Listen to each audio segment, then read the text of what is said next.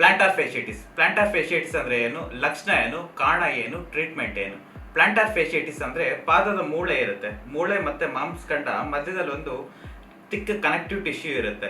ಇದು ಅರ್ಧ ಗಾಯ ಆಗಿ ನೋವು ಉಂಟು ಮಾಡೋದನ್ನೇ ಪ್ಲಾಂಟಾರ್ ಫೇಶಿಟಿಸ್ ಅಂತೀವಿ. ಲಕ್ಷಣ ಏನಪ್ಪಾ ಅಂದ್ರೆ ಮಲ್ಕೊಂಡು ಫಸ್ಟ್ ಹೆಜ್ಜೆ ಇಡ್ಬೇಕಾದ್ರೆ ಇಲ್ಲ ತುಂಬಾ ಹೊತ್ತು ಕುತ್ಕೊಂಡು ಫಸ್ಟ್ ಹೆಜ್ಜೆ ಇಡ್ಬೇಕಾದ್ರೆ ತುಂಬಾ ಸಿವಿಯರ್ ಪೇನ್ ಇರುತ್ತೆ.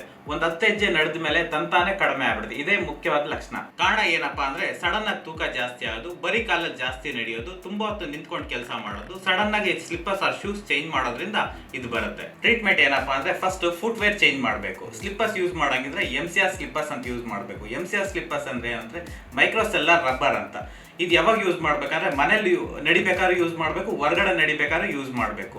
ಶೂಸ್ ಯೂಸ್ ಮಾಡಂಗಿದ್ರೆ ಸಿಲಿಕಾನ್ ಜೆಲ್ ಇನ್ಸೋನ್ಸ್ ಅಂತೀವಿ, ಇದು ಶೂ ಒಳಗೆ ಹಾಕೊಂಡು ಯೂಸ್ ಮಾಡಬೇಕು. ನೆಕ್ಸ್ಟ್ ಏನಂದ್ರೆ ಫಿಸಿಯೋಥೆರಪಿ ಅಂಡ್ ರಿಹ್ಯಾಬಿಲಿಟೇಷನ್ ಪ್ರೋಗ್ರಾಮ್ ಅಂತೀವಿ. ಫಿಸಿಯೋಥೆರಪಿ ಅಂದ್ರೆ ಏನು, ಅದರಲ್ಲಿ ಏನೇನು ಕೊಡಬೇಕು ಅಂದ್ರೆ ಲೇಸರ್ ಥೆರಪಿ ಅಂತೀವಿ, ಅಲ್ಟ್ರಾಸೌಂಡ್ ಥೆರಪಿ ಅಂತೀವಿ, ಶಾಕ್ ವೇವ್ ಥೆರಪಿ ಅಂತೀವಿ.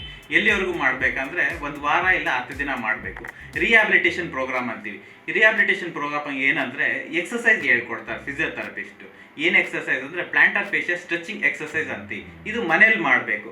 ಇದರಲ್ಲೂ ಕಡಿಮೆ ಆಗಲಿಲ್ಲ ಅಂದ್ರೆ small dose of pain killer ಒಂದು ವಾರ ಇಲ್ಲ 10 ದಿನ ತಗೋಬೇಕು.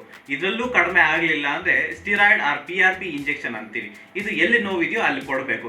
ಇಷ್ಟೆಲ್ಲ ಮಾಡೋದ್ರಿಂದ ಕ್ರಮೇಣ ನೋವು ಕಡಿಮೆ ಆಗುತ್ತೆ.